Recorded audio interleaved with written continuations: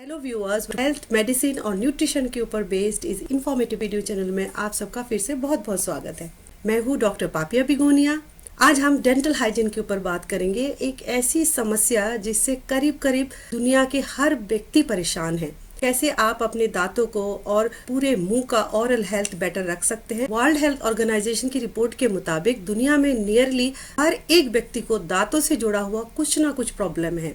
Oral hygiene को कैसे maintain करना है, दांतों को कैसे स्वस्थ रखा जाए, क्या क्या प्रॉब्लम दांतों से रिलेटेड लोगों को नॉर्मली होता है, उससे बचाव के लिए हम क्या कर सकते हैं। इस वीडियो को पूरा देखिए। वीडियो के आखिरी तक आपको ये जानने को मिलेगा कि प्रॉपर ओरल हाइजीन को मेंटेन करने के लिए क्या क्या स्टेप ले सकते हैं, जो कि बहुत आसान है, आराम से अपने घर पे कर सकते हैं। सिंपल डेली रेगुलर बिहेवियर को फॉलो करके आप अपने दांतों को और मुंह के स्वास्थ्य को बहुत बेहतर रख सकते हैं। प्रॉपर ब्रशिंग कैसे किया जाता है, टिप्स के बारे में भी आपको बताऊंगी। सो वीडियो को पूरा देखिए। एक्सपेक्ट करूंगी कि इन्फॉर्मेशन अच्छा लगे तो आप लाइक जरूर करेंगे। चैनल को सब्सक्राइब कर लीजिए ताकि आपको रेगुलर चैनल की वीडियो रिलीज की इन्फॉर्मेशन मिलता रहे। इंडिया में दांतों से रिलेटेड प्रॉब्लम की सिनारियो देखते हैं। 3 से 18 साल तक के पॉपुलेशन में नियरली 52% लोगों को दांतों से जुड़ा कुछ ना कुछ प्रॉब्लम होता है। उम्र बढ़ने के साथ साथ ये प्रॉब्लम और ज्यादा बढ़ने लगता है। Above 18 years dental related problem is nearly prevalent to 62% of population. 60 की उम्र के बाद नियरली 80% ऑफ द पॉपुलेशन में दांतों से रिलेटेड कुछ ना कुछ प्रॉब्लम है। बहुत सारी बैड हैबिट के साथ दांतों का प्रॉब्लम बचपन से ही शुरू हो जाता है। उम्र बढ़ने के साथ साथ कम होने के बजाय ये प्रॉब्लम और बढ़ता जाता है। डेंटल हाइजीन के बारे में जानना बहुत जरूरी है। बच्चों में दांतों की देखभाल से रिलेटेड बिहेवियर अगर बचपन में ही डेवलप किया जाए, एडल्ट होने के बाद दांत से रिलेटेड प्रॉब्लम प्रोबेबिलिटी को कम किया जा सकता है। दांतों को लंबे समय तक स्वस्थ रख सकते हैं। प्रॉपर डेंटल हाइजीन और स्वस्थ दांतों के पीछे सिर्फ दांत की देखभाल ही काफी नहीं है। टोटल माउथ कैविटी का प्रॉपर हाइजीन मेंटेन करना बहुत जरूरी है। गम, टंग एंड ओरल कैविटी के बाकी एरिया से भी जुड़ा हुआ है। दांतों से रिलेटेड प्रॉब्लम जो लोगों में बहुत कॉमन पाया जाता है, डेंटल कैरीज और डेंटल कैविटी। दांतों का काला पड़ जाना, छोटे छोटे दाग पड़ जाना, तो दांतों में छेद हो जाते हैं। टाइम पे ट्रीटमेंट करें तो फीलिंग से सही किया जा सकता है। डेंटल कैविटी जब गहरी हो जाती है और रूट तक पहुंच जाता है तो रूट कैनाल करना पड़ता है, जो काफी कॉम्प्लिकेटेड और खर्चीला प्रोसेस होता है। और कभी कभी इतना ज्यादा गहरा डैमेज हो जाता है कि दांत को हटाना ही पड़ता है। Second category of problem is associated with your gums. Periodontal disease, जो गम और उससे जुड़ा हुआ बोन रिलेटेड प्रॉब्लम है। पेरियोडेंटल डिसीज दांतों के खराब होने के पीछे बहुत जिम्मेदार होता है। डेंटल कैरीज और डेंटल कैविटी, दांतों पे छेद होना दांतों से रिलेटेड सबसे कॉमन प्रॉब्लम है। Enamel calcium and hydroxyapatite का बना हुआ कॉम्प्लेक्स लेयर है।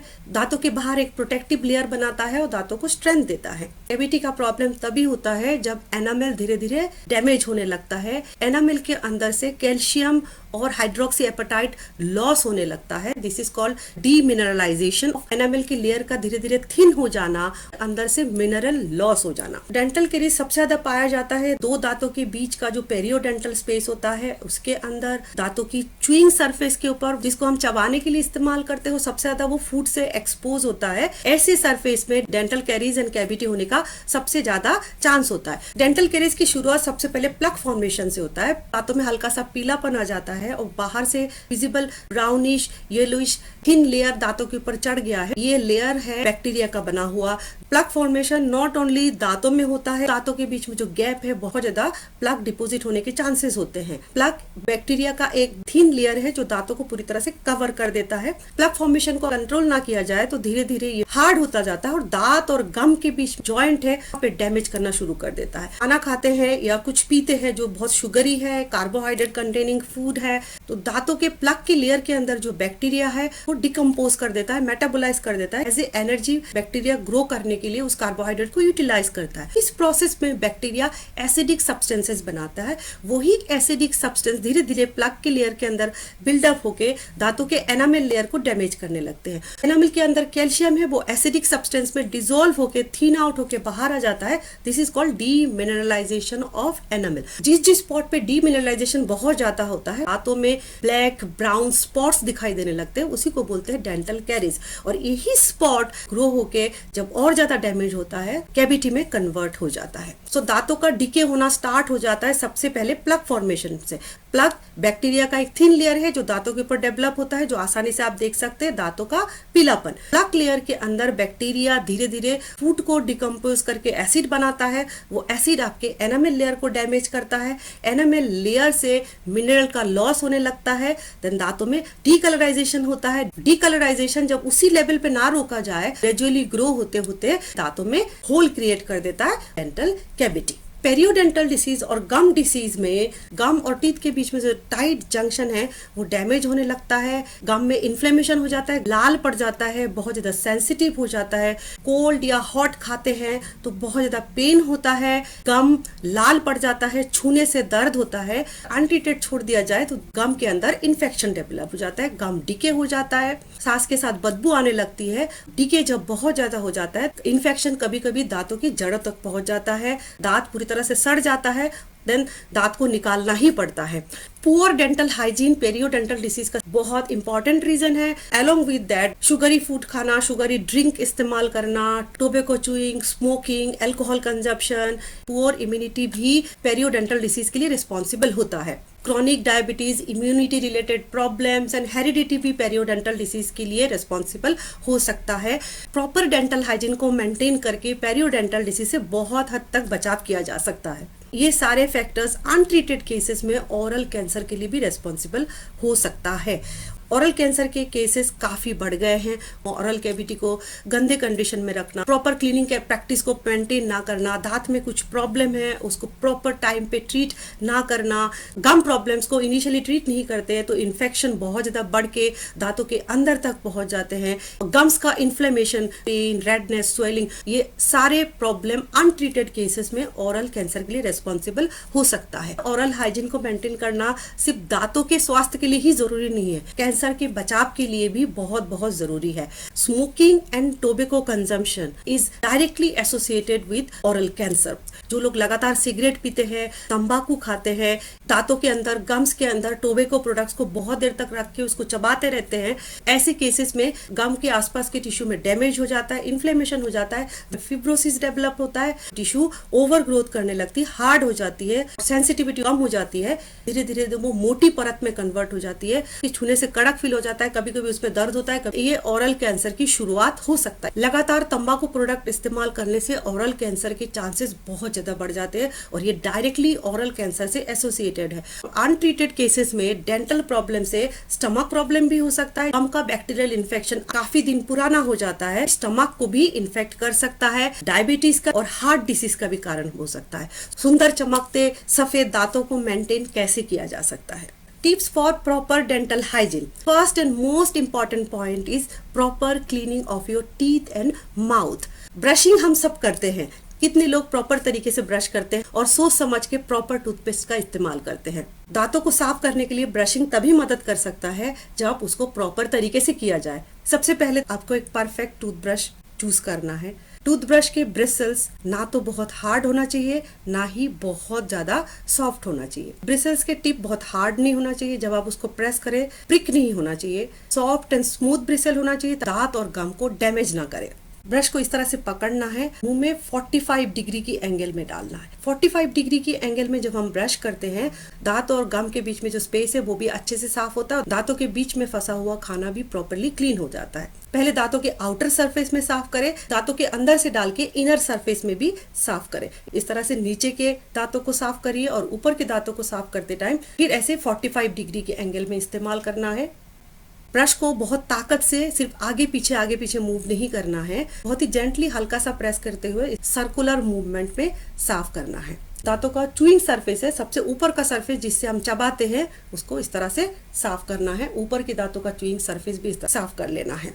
देन आखिरी में टंग को भी हल्के हाथों से सर्कुलर मूवमेंट के साथ साफ करना है। टंग की सफाई भी बहुत जरूरी है। टंग के ऊपर की सरफेस हल्की सी क्लीन हो जाए, बैक्टीरिया का हल्का परत जो टंग में चिपक जाता है वो भी प्रॉपर्ली क्लीन हो जाए। द सेकंड टिप, कितनी बार ब्रश करना है। कुछ लोग दिन में एक बार ब्रश करते हैं सुबह सो के उठने के बाद, और कुछ लोग दिन में 2 बार ब्रश करते हैं, एक बार सुबह उठने के बाद एंड एक बार रात में सोने से पहले। 2 बार ब्रश करना बेस्ट प्रैक्टिस है। रात की ब्रशिंग बहुत इंपॉर्टेंट है।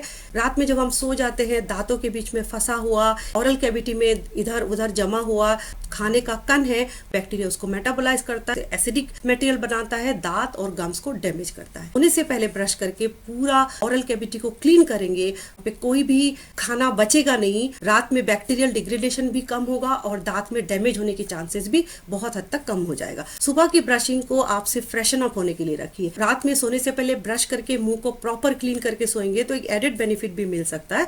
सुबह उठ के ब्रश करने से पहले कुनकुना पानी पी लीजिए। बैक्टीरियल कॉलोनी जो रात भर में आपके मुंह के कैविटी के अंदर डेवलप हुआ वो आपके स्टमक में चला जाएगा और as a friendly bacteria stomach के प्रोबायोटिक कॉलोनी में ऐड हो जाएगा, डाइजेस्टिव हेल्थ को भी बेटर करेगा। द थर्ड टिप इज एक ही ब्रश को लंबे समय तक इस्तेमाल नहीं करना चाहिए। आफ्टर एवरी 3 मंथ्स आपके ब्रश को चेंज करिए, चाहे तो इससे पहले भी कर सकते हैं। अगर आप जल्दी जल्दी ब्रश को डिस्कार्ड नहीं करना चाहते हैं, टूथब्रश को एक रेगुलर इंटरवल के बाद जरूर क्लीन करना चाहिए। नमक वाले गर्म पानी में 10 मिनट तक डिप करके छोड़ दीजिए, देन नॉर्मल पानी से साफ करके उसको इस्तेमाल कर सकते हैं। ज्यादातर हम ब्रश को बाथरूम के अंदर रखते हैं। बाथरूम के अंदर बैक्टीरिया फंगस का ग्रोथ काफी फास्ट होता है, टूथब्रश के अंदर भी ग्रो कर सकता है। टूथब्रश के नीचे सफेद परत जम जाती है, दैट मीन्स ये टूथब्रश आप इस्तेमाल करने लायक नहीं बचा है, क्योंकि उसमें बहुत सारा डिपोजिशन हो चुका है। डिपोजिशन शायद मिनरल का हो, लेकिन उसमें बैक्टीरियल और फंगल ग्रोथ भी हो सकता है। ब्रश कवर भी इस्तेमाल कर सकते हैं। बहुत सारे ब्रश ऐसे आते हैं जिसके ऊपर एक छोटा सा प्लास्टिक का कवर होता है। The fourth tip is using proper toothpaste. Toothpaste में बहुत सारी कैटेगरीज है, herbal toothpaste, fluoride toothpaste, non fluoride toothpaste, hydroxyapatite toothpaste. कौन सी टूथपेस्ट में क्या क्या इंग्रेडिएंट होते हैं, कौन सा टूथपेस्ट यूज करना चाहिए, फ्लोराइड और नॉन फ्लोराइड कौन सा टूथपेस्ट बेस्ट होता है, हाइड्रोक्सी एपेटाइट टूथपेस्ट यूज करने से क्या बेनिफिट मिल सकता है। टूथपेस्ट के ऊपर मेरे 2 वीडियोस अवेलेबल है जिसमें पूरी जानकारी मिल जाएगी आपको टूथपेस्ट के बारे में, लिंक डिस्क्रिप्शन में मिल जाएगा, आप उसको देख सकते हैं।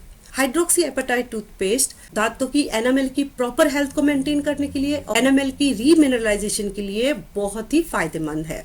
द 5th टिप इज जब भी आप कुछ खाते हैं, लंच हो, डिनर हो, ब्रेकफास्ट हो या इन बिटवीन कुछ क्रंचिंग हो, कुछ भी खाने के बाद पानी से कुल्ला करके मुंह को साफ करना चाहिए। हर बार ये करना पॉसिबल ना हो, खाने के बाद 2 घूंट पानी पी लीजिए। पानी को मुंह में थोड़ा सा घुमा के हल्का सा मुंह को रिंच करते हुए पानी पी लीजिए। द 6th टिप इज ऐसे फूड हैबिट ये दांतों के लंबे समय तक प्रॉपर हेल्थ के लिए जरूरी है। क्रंची वेजिटेबल और फ्रूट को जब हम चबा के खाते हैं, गम्स का एक्सरसाइज होता है, गम्स के लिए हल्का सा मसाज हो जाता है और साथ में फ्रूट या वेजिटेबल के अंदर फाइबर है वो भी आपको मिल जाता है। अनार, मौसम्बी, संतरा, चीकू इस तरह फ्रूट्स का जूस पीने के बजाय वो चबा के खाते हैं, बेटर बेनिफिट मिलता है। नॉट ओनली फ्रूट और वेजिटेबल का बेनिफिशियल कंटेंट आपको मिलता है, फाइबर भी हमारे स्टमक में पहुंचता है। High sugar containing drinks, fruit juice, शरबत, कोल्ड ड्रिंक इस तरह के प्रोडक्ट्स में high glucose and fructose content होता है, इनकी पीएच भी एसिडिक होता है, हमारी दांतों के लिए डैमेजिंग है। The 7th important tip, maintaining proper oral microbial flora. पहले की वीडियोस में भी बताया, हमारी माउथ कैविटी के अंदर बहुत सारे बैक्टीरियाज होते हैं। गुड बैक्टीरिया होता है, कुछ बैड बैक्टीरियाज होते हैं। गुड और बैड बैक्टीरिया दोनों बैलेंस में रहते हैं, एक दूसरे की ओवर ग्रोथ को सप्रेस करते रहते हैं। ओरल कैविटी की अगर एक्सेसिव क्लीनिंग किया जाए, दोनों ही बैक्टीरिया किल हो जाते हैं। गुड बैक्टीरिया की ग्रोथ कम हो जाती है, वो मर जाते हैं। बैड बैक्टीरिया ओवर हेल्मिंग हो जाती है, ओरल कैविटी को डैमेज कर सकते हैं। इसलिए माउथ कैविटी में प्रॉपर बैक्टीरियल फ्लोरा को मेंटेन करना बहुत जरूरी है। एक्सेसिव क्लीनिंग से भी बचना चाहिए। माउथ कैविटी की बैक्टीरियल फ्लोरा, गुड और बैड बैक्टीरिया के बीच में जो बैलेंस है वो बहुत हद तक डिपेंड करता है माउथ कैविटी की एसिडिटी के ऊपर। 24 घंटे के अंदर हमारी माउथ कैविटी का पीएच कितना है, एसिडिटी कितना है, जितना हम माउथ कैविटी को क्लीन रखेंगे उतना पीएच न्यूट्रल की तरफ रहेगा। जब भी हम कुछ खाते हैं या कुछ पीते हैं तो हमारी माउथ कैविटी के अंदर कुछ ना कुछ कण बच जाते हैं और बहुत देर तक जब माउथ कैविटी डर्टी रहता है तो बैक्टीरिया उसको मेटाबोलाइज करके एसिडिक प्रोडक्ट बनाते हैं। वो एसिडिक कंडीशन गुड बैक्टीरिया के लिए डैमेजिंग होता है। बहुत बार मैंने ये फील किया है, जब कुछ मिठाई वगैरह खाते हैं और ज्यादा मीठी चाय पी लेते हैं, उसके थोड़ी देर बाद मुंह में हल्का हल्का सा खट्टापन फील होता है। यही इंडिकेट करता है कि माउथ कैविटी के अंदर बहुत ज्यादा एसिड का जनरेशन हो रहा है। तो माउथ कैविटी की फ्लोरा को मेंटेन करने के लिए बहुत इंपॉर्टेंट है कि कुछ भी खाने पीने के बाद हल्का सा पानी से कुल्ला करके या पानी पी के माउथ कैविटी को क्लीन रखा जाए। पीएच बैलेंस होगा और मुंह के अंदर जो अल्सर होते हैं, बहुत सारे लोगों को टंग में, गम्स में अल्सर की प्रॉब्लम्स होती है, छोटे छोटे स्पॉट बन जाते हैं सफेद कलर के, छूने से बहुत दर्द होता है। अल्सर की प्रॉब्लम भी ज्यादातर माउथ कैविटी की लो पीएच, एसिडिक कंडीशन और बैक्टीरियल ग्रोथ की वजह से होता है। Now the eighth and the final tip, जब भी किसी को दांत से रिलेटेड कोई भी प्रॉब्लम हो, दांत में दर्द हो रहा है, गम स्वेल हो गया है, छूने से पेन हो रहा है, ठंडा या गर्म पीने से सेंसिटाइजेशन हो रहा है, छोटा सा स्पॉट दिख रहा है, छेद होने के चांसेस है, इस तरह के केसेस में डिले नहीं करिए, तो तुरंत डेंटिस्ट को विजिट करिए। इस तरह की प्रॉब्लम को अगर ट्रीट नहीं करते और छोड़ देते हैं तो कभी अपने आप ठीक नहीं होता, बल्कि ये बढ़ता ही जाता है। हम सबको नॉर्मल रूटीन में एवरी 6 मंथ में एक रेगुलर डेंटल चेकअप करना चाहिए, ताकि जो अंदर के एरियाज है, जो हमें बाहर से नहीं दिखता है, अगर वहां पे कुछ प्रॉब्लम डेवलप हो रहा है जो आपको पता नहीं चल रहा है, डेंटिस्ट को विजिट करके आप उसके बारे में पहले से ही प्रिवेंटिव मेजर्स ले सकते हैं। एवरी 6 मंथ हम सबको एक रेगुलर डेंटल चेकअप के लिए जरूर जाना चाहिए। वीडियो के आखिरी में 3 ऐसे कॉमन मिथ के बारे में बात करेंगे जो डेंटल हाइजीन से रिलेटेड है। फर्स्ट इज, क्या इलेक्ट्रिक ब्रशेस हमारे नॉर्मल मैनुअल ब्रशिंग से बेटर होता है? आजकल इलेक्ट्रिक ब्रशेस बहुत ज्यादा पॉपुलर हो रहे हैं, ऐसे ब्रशेस जो बैटरी से या इलेक्ट्रिक कनेक्शन से चलता है। इलेक्ट्रिक ब्रशेस अभी मार्केट में अवेलेबल है, उसमें 3 कैटेगरीज है। फर्स्ट ऐसे ब्रश है, उसमें ब्रिसल्स के छोटे छोटे क्लस्टर होते हैं, हर एक क्लस्टर पहले वो राइट में मूव करते हैं, देन लेफ्ट में मूव करते हैं, और आसपास के टफ एक दूसरे के ऑपोजिट मूव करते हैं। ब्रश को एक जगह पकड़ के रखना होता है, ब्रिसल्स अपने आप रोटेट होते रहते हैं। सेकंड कैटेगरी में ये जो ब्रिसल्स होता है उसमें एक अल्ट्रासोनिक वाइब्रेशन क्रिएट होता है, आप सिर्फ उसको पकड़ के रखते हैं दांतों में, अल्ट्रासोनिक वाइब्रेशन टीथ को क्लीन करता है। थर्ड कैटेगरी में जो ब्रिसल्स होता है वो एक आयनिक कंटेंट रिलीज करते हैं, वो आयनिक कंटेंट दांतों के ऊपर जो पीले लेयर बन जाता है या प्लग फॉर्मेशन होता है उसको डिजॉल्व करने में मदद करता है। सुनने में तो बहुत अच्छा लग रहा है कि इलेक्ट्रिक ब्रशिंग तो बहुत अच्छे अच्छे काम करते हैं। क्या इलेक्ट्रिक ब्रशिंग मैनुअल ब्रश से बेटर होता है? स्टडीज ही उसको प्रूव कर सकते हैं। साइंटिफिक स्टडीज ये बताते हैं इलेक्ट्रिक ब्रशिंग मैनुअल ब्रशिंग से सिग्निफिकेंटली बेटर इफेक्ट देता है। इलेक्ट्रिक ब्रशिंग मैनुअल ब्रश के कंपैरिजन में ज्यादा इफेक्टिव तरीके से दांतों को साफ करते हैं, बट कैविटीज को, प्लग फॉर्मेशन को कम करते हैं कि नहीं, इससे रिलेटेड कोई भी प्रॉपर प्रूफ नहीं है। थर्ड कैटेगरी की ब्रश हम आयंस को रिलीज करते हैं, इस तरह के ब्रशेस जिंजिवाइटिस और प्लग फॉर्मेशन को काफी हद तक कम कर सकते हैं। तो सेकंड मिथ के बारे में बात करते हैं। दांतों के बीच की सफाई या प्लग के लेयर को हटाने के लिए क्या वाटर फ्लॉसर इंटरडेंटल ब्रश से बेटर एफिकेसी से काम करते हैं? वाटर फ्लॉसर्स मोस्टली इलेक्ट्रिक पावर से चलते हैं, पानी को एक जेट के फॉर्म में इजेक्ट करता है, दांतों के सामने उसको पकड़ते हैं, पानी की जेट फ्लो डायरेक्ट आपके दांत को हीट करता है, दांतों के बीच के छेद को भी साफ करता है और दांतों के ऊपर की आउटर लेयर को भी साफ करता है। दांतों के बीच में फंसे हुए कण को साफ करने के लिए इंटरडेंटल ब्रशेस भी आते हैं, नैरो ब्रशेस होते हैं, कुछ वाइड ब्रशेस होते हैं। 2 दांत के बीच में फंसा हुआ कोई कण निकालने की कोशिश करते हैं, उसको फोर्सफुली दांत के अंदर डालते हैं, बहुत दर्द होता है, कभी कभी ब्लीड भी होता है। गैप को एक बार साफ करने के बाद दोबारा खाना खाते हैं तो फिर से उसमें कुछ ना कुछ फंस जाता है। कभी कभी लगातार इस्तेमाल करने से वो गैप और बड़ा हो जाता है और उसमें और बार बार खाना फंसने लगता है। स्टडीज ये बताते हैं जो वाटर फ्लॉसर्स दांतों के ऊपर जो बैक्टीरिया का बायोफिल्म बन जाता है, एज ए प्लग जमा हो जाता है, उसको हटाने में बहुत ज्यादा इफेक्टिव है। दांतों के बीच में फंसे हुए कण को हटाने के लिए भी water flossers interdental brush, interdental string, तो तार जैसा इंटरडेंटल स्ट्रिंग आता है, उनसे काफी इफेक्टिव है। The third myth is proper oral hygiene को मेंटेन करने के लिए माउथ वॉश का यूज कितना इफेक्टिव है? क्या माउथ वॉश के यूज से बेटर ओरल हेल्थ मेंटेन होता है? माउथ वॉश में क्या क्या कॉन्स्टिट्यूएंट होता है वो एक डिफरेंट टॉपिक है। माउथ वॉश का मेन पर्पस होता है मुंह के अंदर की टोटल क्लीनिंग। माउथ वॉश को इस्तेमाल करने के लिए 10 से 5 ml जस्ट लाइक वाटर हम मुंह के अंदर भर लेते हैं, मुंह के अंदर को रिंच करते हैं, कुल्ला करते हैं, पूरे मुंह में उसको घुमाते हैं, जितनी देर हो सके उसको मुंह के अंदर रखते हैं, देन उसको ड्रेन कर देते हैं। माउथ वॉश का पर्पस है मुंह के अंदर का टोटल क्लीनिंग। ऐसी जगह जहां ब्रश नहीं पहुंच सकता है वो माउथ वॉश वहां पे प्रॉपर टोटल क्लीनिंग कर सकता है। माउथ वॉश की जो कॉन्स्टिट्यूएंट है वो नॉट ओनली दांत को क्लीन करता है, वो गम को भी क्लीन करता है, और बहुत सारे माउथ वॉश में ऐसे भी कॉन्स्टिट्यूएंट होता है जो दांत को रीमिनरलाइज करने में या एनामेल की हेल्थ को बेटर करने में भी मदद करता है। But most of the mouth wash contains alcohol, जो कि एक कंसर्न है। दिन में लगातार 2-3 बार माउथ वॉश इस्तेमाल करने से मुंह के अंदर ड्राइनेस हो सकता है, मुंह के अंदर का नॉर्मल बैक्टीरियल फ्लोरा डिस्टर्ब हो जाता है, कुछ माउथ वॉश कलर्ड सोल्यूशन के फॉर्म में होता है, जब उनको लगातार इस्तेमाल किया जाए तो मुंह के अंदर स्टेन भी होने लगता है, दांत और गम्स की स्टेनिंग हो जाती है, मुंह के अंदर का जो नाजुक आउटर लेयर है म्यूकोसल लेयर में डैमेज हो सकता है, मुंह के अंदर का टेस्ट चेंज हो जाता है, मुंह के अंदर बहुत ही अजीब सेंसेशन आने लगता है। ज्यादा इस्तेमाल करने से मुंह के अंदर जलन या इरिटेशन जैसा फीलिंग भी हो सकता है। माउथ वॉश इस्तेमाल करना प्रॉपर डेंटल हेल्थ के लिए मस्ट नहीं है। इस्तेमाल करना चाहते हो तो लिमिट में करिए। Excessive use of mouth wash benefit के बजाय आपको हार्म ही पहुंचाएगा। दिन में एक बार इस्तेमाल करना काफी है। उस बॉटल के अंदर जो डायरेक्शन लिखा होता है यूज करने से पहले उसको प्रॉपरली समझ लीजिए। बहुत सारे माउथ वॉश को रिकमेंडेड होता है डाइल्यूट करके यूज करना है। इंस्ट्रक्शन को अगर फॉलो नहीं करेंगे, डाइल्यूट ना करके डायरेक्टली इस्तेमाल कर लेंगे, मुंह के अंदर की टिश्यू के डैमेज के चांसेस काफी ज्यादा है। डेंटल हेल्थ को मेंटेन करने के लिए brushing is the most important aspect. दिन में 2 बार ब्रश करना रिकमेंडेड है। रात में सोने से पहले ब्रश करना मोस्ट क्रूशियल है। रात में मुंह की सफाई करके सोएंगे, रात भर में बैक्टीरिया द्वारा डैमेज होने के चांसेस काफी कम होगा। आप चाहे तो इलेक्ट्रिक ब्रश इस्तेमाल कर सकते हैं, वाटर फ्लॉसेस का भी इस्तेमाल कर सकते हैं। ब्रश को एक रेगुलर इंटरवल के बाद डिस्कार्ड कर दीजिए या फिर उसको प्रॉपर क्लीन कर लीजिए। बच्चों की दांतों की सफाई भी बड़ों की दांतों की सफाई जैसा इक्वली इंपॉर्टेंट है। छोटे बच्चे में ब्रश और टूथपेस्ट दोनों का ही सिलेक्शन बहुत सोच समझ के करना चाहिए। बच्चों के लिए रिकमेंडेड टूथपेस्ट और ब्रश को इस्तेमाल करिए। 6 साल के कम के उम्र के बच्चों में फ्लोराइड टूथपेस्ट का इस्तेमाल रिकमेंडेड नहीं है। बच्चों को अपने सुपरविजन में ब्रश करवाना है। टूथपेस्ट को कम से कम निगले और प्रॉपरली उसको थूक के बाहर निकाल दे। बच्चों में माउथ वॉश का इस्तेमाल भी रिकमेंडेड नहीं है। आशा करती हूँ कि इस वीडियो का कंटेंट आपके लिए हेल्पफुल होगा। आपको ये वीडियो कैसा लगा कमेंट में जरूर बताइए। नए टॉपिक के बारे में आप जानना चाहते हैं या आपकी क्वेरीज है, कमेंट में शेयर कर सकते हैं। वीडियो को आखिरी तक देखने के लिए बहुत बहुत शुक्रिया। स्वस्थ रहिए, खुश रहिए। Bye for now. मिलते हैं अगली वीडियो में।